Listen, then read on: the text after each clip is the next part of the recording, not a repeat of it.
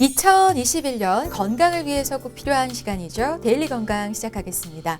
오늘은 치과 전문의 김현성 원장님 모셨습니다. 원장님 어서 오세요. 네, 안녕하세요. 네, 반갑습니다. 자, 오늘은 어떤 주제로 이야기 나눠볼까요?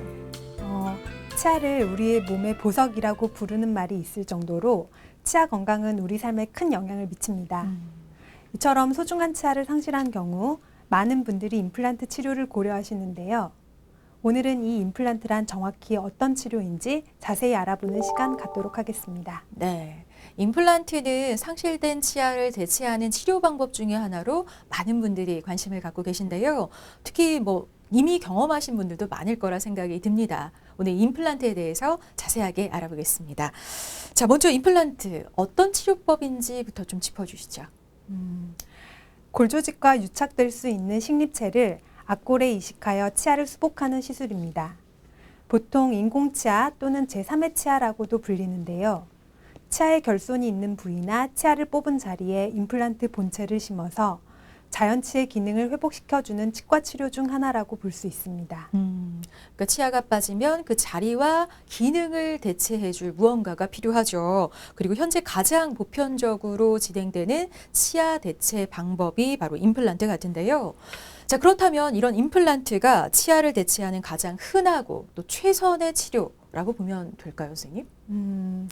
상황에 따라 최선이라 말할 수는 없지만 가장 장점이 많은 치료라고 말할 수 있습니다. 아, 그렇군요. 자, 그럼 어떤 장점들 있는지 구체적으로 좀 짚어주시죠. 형태적, 기능적으로 치근과 치관이 있는 치아와 가장 유사한 형태를 가지고 있습니다. 또한 브릿지 치료의 경우에는 인접치아를 삭제해야 하는 단점이 있고 지대치에 저장력이 부과되는 단점이 있습니다. 임플란트는 치근의 기능을 하는 식립체가 있기 때문에 인접치의 삭제와 저자갑 부담이 생기지 않습니다. 또한 인접치에 이상이 생길 때 브릿지나 의치 치료의 경우 재시술이 필요하지만 임플란트는 거의 영향을 받지 않습니다. 자, 이런 임플란트의 장점들이 있는데요. 참고해 보시면 좋겠습니다. 자, 그리고 이제 치아가 상실된 채로 그대로 방치되는 경우가 있는데 이게 왜 안 좋은지, 왜 대체할 필요가 있는지 좀 짚어주시죠. 우선 치아 배열에 이상이 생깁니다. 치아는 윗니, 아랫니 등의 힘의 조화 속에 제자리를 차지하고 있는데요. 유실된 치아로 힘의 균형이 깨지게 되면 치아는 그 방향으로 움직이게 되며 심할 경우 어금니 쪽에서 저작하는 힘을 감당하지 못하면서 앞니에 무리한 힘이 가해지게 되고 앞니가 벌어질 수도 있게 됩니다. 즉 한두 개의 치아 상실로 인해 치아 전체가 움직이게 되고 저작하는 힘이 약해지게 됩니다. 씹는 힘이 약해지게 되면 소화에 장애가 생겨 심한 경우에는 위장병이 걸릴 수도 있습니다. 그렇군요. 아, 그리고 또 턱관절에 이상이 생기거나 얼굴형이 변할 수도 있다고 하더라고요. 앞서 설명드린 것 외에도 다양한 문제점들이 나타날 수 있는데요. 첫 번째로 턱에 비정상적인 힘이 가해져 악관절에 이상이 나타날 수 있습니다. 또 남은 치아들이 움직이고 무리한 힘이 가해져 잇몸병에 걸릴 수 있습니다. 그리고 치아가 움직임으로 음식물이 끼게 돼서 입냄새와 2차 충치 원인이 될 수도 있습니다. 네. 또 입주위 근육이 변화되어 노안의 모습으로 얼굴형이 변화하기도 합니다. 그렇군요. 그러니까 이렇게 다양한 문제점이 나타날 수 있는 만큼 상실된 치아를 그냥 방치하지 말고 적절한 치료를 받는 게 정말 중요할 것 같습니다. 자, 근데 그러고 보면 예전에 비해서는 임플란트가 꽤 흔해졌다는 생각이 드는데요. 앞서 장점을 간단하게 짚어주셨지만 다른 대체 치료 방법에 비해서 임플란트를 선호하는 이유는 뭘까요? 치아가 빠지게 되면 예전에는 인공으로 만든 브릿지나 부분 틀니 혹은 전체 틀니를 많이 했고 최근에는 임플란트를 많이 하는데요. 기존의 방법을 사용하는 경우 상실된 치아 주변에 건강한 치아를 깎아야 하는 문제점이 있었고 또 전체 틀니의 경우에는 입안에서 고정이 잘 되지 않고 씹는 효율이 많이 떨어지는 단점이 있었습니다. 또 이가 빠진 채로 오랫동안 방치되면 잇몸뼈가 많이 줄어드는 단점이 있습니다. 이런 경우 틀니가 맞지 않아 씹을 때마다 아픈 경우도 많이 있었습니다. 그렇군요. 그러니까 이런 단점들을 보완해 줄 수 있는 치료 방법이 임플란트라는 건데요. 자, 그럼 이번에는 임플란트 치료가 필요한 경우를 좀 살펴보겠습니다. 어떤 경우에 필요할까요? 치아가 상실되어 있는데 브릿지 치료나 의치를 원하시지 않거나 또는 할 수 없을 때 임플란트 치료를 하게 됩니다. 또 브릿지 치료를 하고 싶어도 인접치아가 치주가 안 좋아 예후 불량이 예상이 될 때는 임플란트 치료가 필요합니다. 그렇군요. 그래서 요즘 많은 분들이 임플란트를 통해서 상실된 치아의 기능을 대체하고 있는데요. 근데 임플란트 시술 누구나 받을 수는 있는 건가요? 특별한 질환으로 임플란트 시술을 할 수 없는 경우를 제외한 성인이라면 누구나 가능합니다. 다만 흡연이라든가 심한 음주를 삼가해야 하고 치료 기간이 길기 때문에 꾸준히 치과 치료를 받을 수 있어야 합니다. 그렇군요. 자, 그렇다면은 혹시 성별이나 연령에 따라서 임플란트 성공률에 좀 차이가 있을 수도 있을까요? 아무래도 신진대사가 활발한 젊은 연령대가 골 유착이 좀 더 원활히 이루어지지만 성별에는 크게 영향을 받지는 않습니다. 연령이나 성별보다는 식립 부위의 골질이 어떠한지에 따라 영향을 좀 더 많이 받습니다. 너무 치밀한 골 같은 경우에는 티타늄으로 이루어진 매식체에 충분한 혈액 공급이 안 될 수도 있고 시술 중에 본 버닝이 일어날 수도 있습니다. 뼈는 일정 온도 이상이 되면 괴사하게 되는데요. 너무 빡빡하다 보면 식립 과정에서 열이 많이 발생하게 되고 뼈 괴사가 일어날 수도 있습니다. 또 너무 골 조직이 없는 부위는 촉이 고정할 수 있는 힘을 얻지 못하고 골 유착을 얻기 힘들 수도 있습니다. 그렇군요. 자, 그러니까 연령과 성별보다는 잇몸뼈를 식립하는, 그러니까 임플란트를 식립하는 잇몸의 뼈 상태가 더 중요하다는 점 참고하시면 좋겠습니다. 자, 이번에는 임플란트 불가한 경우도 있는지 좀 알아볼게요. 어려운 분들도 있나요? 문제는 전신적인 건강 상태입니다. 만약에 심한 당뇨나 아니면 조절되지 않는 당뇨, 고혈압 환자나 아니면 출혈 장애가 있으신 분들, 즉 지혈이 되지 않는 그런 분들 같은 경우에는 수술 받기에 부적절한 환자분이십니다. 그렇기 때문에 임플란트 시술을 받기 전에 충분히 전신적 건강이 고려하게 되고 또 한 가지는 입안에 있는 뼈의 상태가 또 중요하게 됩니다. 임플란트가 식립되어 있는 뼈가 작다면 임플란트를 좀 받을 수가 없겠죠. 그런 경우는 저희가 추가로 뼈 이식을 하면서 수술하기도 하는데요. 이것도 선택적으로 가능한 것이고 모든 분들이 또 다 뼈 이식이 가능한 것은 또 아닙니다. 그렇군요. 네, 아무래도 뼈 건강과 좀 직결되어 있다면 골다공증이 있는 분들은 시술 받기가 좀 어렵지 않나라는 생각이 드는데 어떨까요? 골다공증 자체가 임플란트의 성공률을 높이거나 낮춘다는 그런 보고는 없습니다. 다만 골다공증이 있는 환자에게 적합한 디자인의 임플란트를 선택을 해야 하고 또한 임플란트를 식립한 후에 다른 골다공증이 없는 분들보다 좀 더 오랜 치료 기간을 좀 두어야 되는 이런 고려사항이 필요합니다. 네. 또 한 가지는 골다공증 약제를 복용하는 환자 같은 경우에는 임플란트 시술 전에 특별히 주의를 더 해야 하겠고요. 또한 임플란트 시술을 성공적으로 마쳤다 하더라도 보철이 끝난 후에 골다공증 환자의 문제점들이 나타나기도 하기 때문에 정기적인 검사를 통해서 성공률을 높이는 게 더 중요하다고 볼 수 있겠습니다. 그렇군요. 자, 그리고 또 금속 알레르기가 있는 사람은 임플란트 받을 수 없다라는 속설이 있더라고요. 그래서 사실 치료 망설이시는 분들도 봤는데요. 실제로 영향을 미칠까요, 선생님? 결론적으로는 임플란트와 금속 알레르기는 전혀 관계가 없습니다. 세간에 알려진 임플란트와 금속 알레르기는 속설에 불과하고요. 임플란트는 티타늄 소재로 녹이 슬거나 알레르기 반응이 나타나는 부작용이 거의 없는 물질로 생체 친화적인 금속이라고 인식하셔도 좋습니다. 네. 현재까지 금속 알레르기와 임플란트에 대한 실패 및 부작용에 대한 사례는 없으므로 이런 임플란트 부작용에 대해 이렇게 걱정하시지 않으셔도 되고 이런 개인의 체질이나 건강 상태를 고려해서 각각에게 맞는 시술 방법을 이렇게 선택하시면 잘 시행이 될 것이라고 생각합니다. 네. 자, 그럼 이제 본격적으로 임플란트 수술 전 검사와 수술 과정에 대해서 자세하게 알아보겠습니다. 먼저 수술 전에 어떤 검사들을 진행하게 될까요? 엑스레이 사진을 통해서 환자분의 구강 내 검사, 그리고 또 전신질환 같은 전신 건강을 체크해야 하고요. 치과 방사선 검사를 통해 잇몸뼈의 양과 질을 검사하셔야 합니다. 그럼 이제 임플란트 식립 진행 과정도 좀 알려주세요. 임플란트 시술은 먼저 고정체 부분을 뼛속에 식립을 하게 되고요. 몇 개월이 지난 후에 식립된 임플란트가 뼈와 잘 고정이 되면 그 이후에 지대줄을 연결을 하게 되고 그 위를 본을 떠서 환자에게 적합한 크라운을 만들어서 연결하게 됩니다. 그렇군요. 그러면 골 유착 기간은 어느 정도 잡아야 할까요? 보통 6주에서 12주 정도로 보고되고 있는데요. 네. 골질이나 뼈 이식 여부, 또 시술 방법이나 부위에 따라 편차가 있습니다. 보통 위턱뼈가 아래턱뼈보다 좀 더 오래 기다려야 하고, 또 상악동이라 불리우는 부비동을 인공뼈를 이용해 거상하는 상악동 거상술을 시행한 임플란트 경우에는 최장 6개월까지 기다리기도 합니다. 그렇군요. 근데 이제 광고를 보면 임플란트 종류가 엄청 많더라고요. 신입할 때 이 종류는 어떻게 결정하는지 좀 궁금해요. 어떤 제품이든지 많은 연구를 통해 출시하기 때문에 기능적으로는 크게 문제는 없겠지만 아무래도 오랜 기간 잘 유지되고 이상이 없는 여러 증례를 가지고 있는 임플란트를 선택하시는 게 도움이 될 수 있겠습니다. 자, 그럼 구체적으로 어떤 것들이 있는지 또 그 장단점들도 좀 짚어주세요. 크라운을 만드는 방법에 따라서 시멘트 유지형과 나사 유지형으로 나눠줄 수 있습니다. 아, 네. 시멘트 유지형 같은 경우 일반적으로 지대주에 시멘트라는 접착제에 의해서 유지되는 방식인데요. 시술이 상대적으로 간편하고 크라운을 좀 예쁘게 만들 수 있어서 흔히 많이 하는 방법입니다.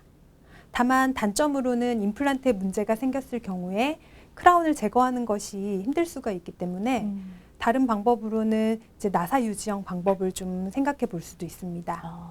나사 유지형 방법 같은 경우는 지주대와 크라운을 나사로 연결하는 것입니다.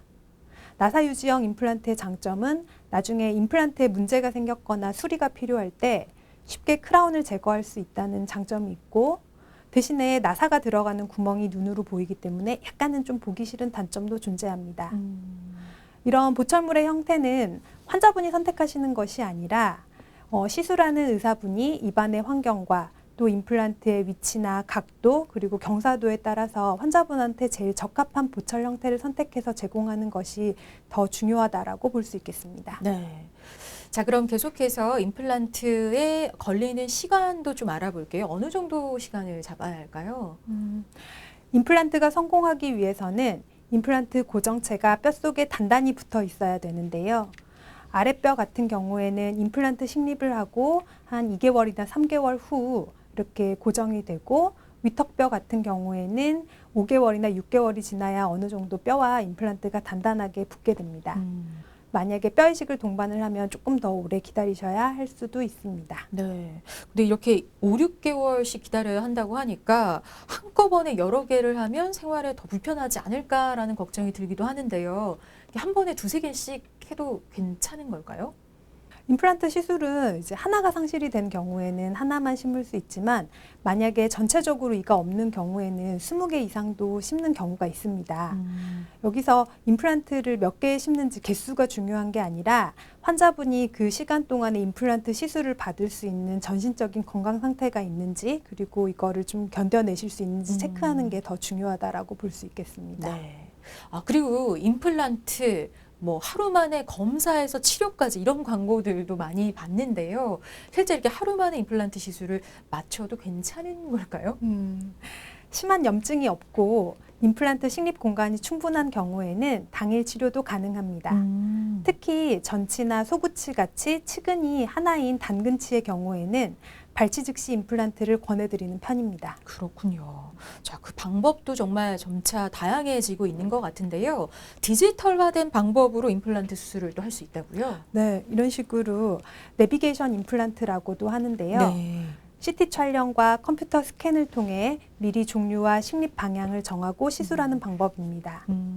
기존의 임플란트 수술 방법은 먼저 환자의 잇몸을 절개를 하고 치과 의사가 직접 눈으로 보고 임플란트 식립할 위치를 확인한 후에 식립했다면, 이 방법 같은 경우에는 컴퓨터 시뮬레이션을 통해 모의 수술을 미리 하고 이를 토대로 임플란트를 식립하기 때문에 기존 임플란트 수술 방법처럼 잇몸 절개가 필요하지 않습니다. 그렇군요. 그러니까 모의 수술한 결과를 가지고 정해진 위치에 식립을 하기 때문에 더 좋은 결과를 기대할 수 있는 것 같은데요. 전체적인 시술 시간도 많이 줄어드는 건가요? 네.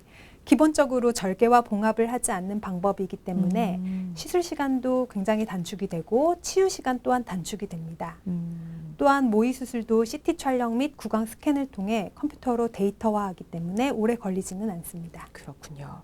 자, 그리고 물론 이제 개인 상태에 따라서 좀 다르긴 하겠지만 치과 치료에 좀 크게 거부감을 느끼시는 분들 수면 상태에서 임플란트 시술을 할 수도 있을까요? 수면 마취를 통한 시술도 가능하시지만 어. 시술 시간이 그렇게 길지 않은데 수면 마취를 해야 하는 위험성과 또 시술 도중에 환자의 통증 여부도 시술 시 참고사항이 되기 때문에 이렇게 추천하지는 않고 있습니다. 그렇군요. 자, 근데 임플란트 경우는 시술 후에 부작용도 많다라는 얘기들이 있어서 좀 걱정하시는 분들이 있어요. 어떤 부작용들이 있을 수 있을까요? 일단은 임플란트 시술 과정 중에 나타나는 부작용은 수술 후에 나타나는 출혈이나 아니면 부종이나 통증 같은 게 있을 수 있고요. 임플란트 시술 중에 심각한 부작용 중 한 가지는 이제 신경 손상에 의해서 나타나는 감각 이상이 좀 많이 있을 수 있습니다. 네. 또 임플란트가 성공적으로 되고 난 후에 나중에 보철물을 올릴 시점에서는 임플란트가 뼈하고 잘 붙지 않아서 이렇게 좀 빼야 하는 경우도 가끔 있을 수가 있고요. 또 5년이나 10년이 지난 후에 임플란트에 염증이 생겨서 임플란트를 뽑아야 하는 경우도 있습니다. 그렇군요. 자, 그리고 임플란트 시술한 후에 주위염을 주의해야 한다라고 했는데 주위염이라는 게 뭘까요, 선생님? 자연치아도 풍치라고 하는 자연치아 주변에 염증이 생기듯이 임플란트도 임플란트를 둘러싸고 있는 주변 조직에 염증이 생길 수 있습니다. 임플란트 고정체를 잡고 있는 뼈가 흡수되는 이런 염증이 좀 진행이 되게 되면 우리가 임플란트 주위염이라고 그 호칭을 하고 관리를 하고 있습니다. 그렇군요. 자, 그렇다는 거 이제 빨리 병원을 찾아 진료를 받아봐야 할 텐데 또 얘기를 들어보니까 시술 후에는 감각이 아무래도 이전보다는 좀 둔해져서 잘 못 느낀다라는 얘기가 있는데 실제로 그런가요, 선생님? 임플란트 자체는 당연히 신경이 없기 때문인데요. 시리거나 아픈 것을 느낄 수는 없지만 임플란트를 잡고 있는 뼈는 뼈 자체에는 신경이 있기 때문에 임플란트 주변이 붓고 또 피가 나거나 아프면 꼭 치과를 방문하셔서 진료를 받으셔야 됩니다. 절대 저절로 치료가 되지는 않기 때문에 치과의 정기적인 방문을 통해서 관리하고 유지하셔야 됩니다. 네. 자, 그럼 계속해서 임플란트 받은 후에 뭐 관리법, 주의사항도 한번 짚어볼게요. 어떤 점들이 있을까요? 일반 치아와 같이 당연히 꼼꼼하게 양치질이나 치실 사용이 필요하시고요. 또한 정기적인 스케일링과 검진 역시 굉장히 중요합니다. 근데 아무래도 임플란트는 충치도 이제 안 생길 거고 예전처럼 편하게 또 씹을 수 있다 보니까 평생 쓸 수 있지 않을까라는 생각들도 하게 되는데요. 영구적으로 사용할 수 있는 건가요? 임플란트는 높은 성공률을 보이고 있는데요. 성공률이 높다 하더라도 영구적인 것은 절대 아닙니다. 임플란트 보철을 하고 난 후에 임플란트와 뼈가 잘 붙어 있는 골 조직이 심하게 흡수가 돼서 임플란트 자체가 빠질 수도 있기 때문에 임플란트를 성공적으로 식립하고 난 후에도 유지 관리를 철저하게 하셔야지 그 다음에 오랜 기간 동안 잘 사용하실 수 있으실 겁니다. 네, 그 시술 후에도 어떻게 관리하느냐에 따라 그 효과를 오래 누릴 수가 있다는 건데요. 그만큼 치아 관리가 정말 중요하다는 얘기가 되겠습니다. 어떻게 해야 임플란트를 오래 편안하게 사용할 수 있을까요? 임플란트 보철이 끝난 후에 이렇게 사용하시게 되는데요. 절대 조금 질기거나 딱딱한 음식은 좀 잘 씹지 않는 게 더 중요하고요. 네. 또 임플란트가 뼛속에 고정이 되어 있고 그 위에는 이제 기계적인 장치로 연결이 되어 있기 때문에 과도한 힘이나 또 옆으로 가해지는 힘을 장기간 받았을 때는 임플란트 부속품이 망가질 수가 있게 됩니다. 또 임플란트 주변에 있는 잇몸 조직이 자연 치아보다는 더 취약하기 때문에 염증이 잘 생기지 않도록 음식물이 남아있지 않는지 잘 보고 깨끗하게 유지하는 것이 가장 중요합니다. 또한 환자분이 느끼시는 특별한 문제가 없더라도 1년에 한 번 치과에 가서 정기적인 검진을 받고 의사에게 체크해 보시는 게 가장 중요하다라고 볼 수 있겠습니다. 그렇군요. 네, 이렇게 임플란트의 수술법 또 관리법까지 꼼꼼하게 체크를 해봤습니다. 지금부터는 임플란트에 대한 궁금증을 OX로 풀어보는 시간이죠. 팩트체크, 오해와 진실. 첫 번째 질문 화면으로 확인해 볼까요? 임플란트 치아는 썩지 않는다. 그쵸? 아무래도 자연 치아 아니니까요. 썩진 않을 것 같은데 O일까요? X일까요, 선생님? O입니다. 임플란트는 금속이나 세라믹이라는 재료를 이용해서 제작을 하는 치료이기 때문인데요. 절대 충치가 발생되지는 않습니다. 하지만 임플란트 주변에 있는 잇몸은 잇몸 질환이나 자연 치아에 있는 잇몸보다 더 잘 생길 수가 있기 때문에 임플란트를 하신 분들은 충치가 생기지 않는다고 안심하시지 마시고 더 잇몸 관리에 대해서는 더 꼼꼼하게 주의를 기울이셔야 합니다. 그렇군요. 자, 두 번째 질문도 볼까요? 내 사랑니를 발치해서 이식할 수 있다. 그런가요, 선생님? 이거는 O이면서 또 X입니다. 세모. 네.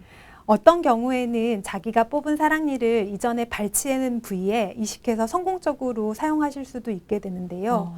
또 어떤 분 같은 경우는 이식을 해서 실패를 하게 되고 또 고생하는 분들도 많습니다. 네. 이식한 사랑니가 뼛속에 잘 고정이 되어 있어야 되고 또한 그 사랑니 반대편에 있는 치아와 잘 교합이 돼서 씹힐 수가 있어야 되는데요. 그렇게 잘 고정이 되지도 않고 또 잘 교합이 되는 사랑니의 모양이나 크기가 적절하게 되기가 힘들기 때문에 이것은 경우에 따라서는 가능하지만 또 어떤 경우에는 불가하다라고 말씀드리는 게 맞습니다. 네, 그래서 정답은 세모. 자, 그럼 마지막 질문도 보겠습니다. 평소에 일을 심하게 가는 사람은 임플란트를 받지 않는 게 좋다. 일을 가는 게 임플란트에 영향을 미칠까요? 올까요? X일까요? X입니다. 네. 주무시는 동안에 이를 갈게 되면 임플란트에 나쁜 힘이 가해지도록 되는데요. 네. 그렇기 때문에 이러신 분들 같은 경우에는 나이트 가드라고 하는 나쁜 힘이 가해지지 않는 장치를 착용을 해서 주무시게 되면 임플란트에 가해지는 측방력을 조금 줄여드릴 수 있게 되고 그렇기 때문에 일을 심하게 가시는 분들도 임플란트를 하셔서 성공적으로 사용하실 수가 있게 됩니다. 그렇군요.